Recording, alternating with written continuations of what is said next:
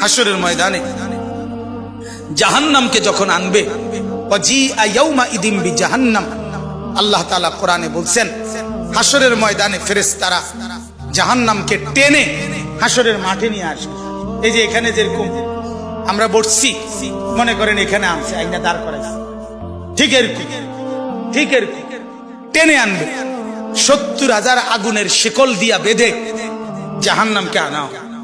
৭০,০০০ আগুনের শিকল, এক একটা শিকলের মধ্যে ৭০,০০০ আংটা, ওই যে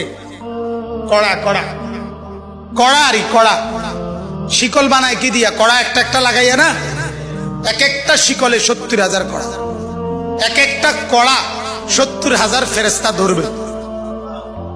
এবার কত কোটি আপনি গণেন, আমার সময় নাই। কোটি কোটি ফেরেশতা টেনে আনবে, আর জাহান্নাম তার একটা বিকট চিৎকার দিবে।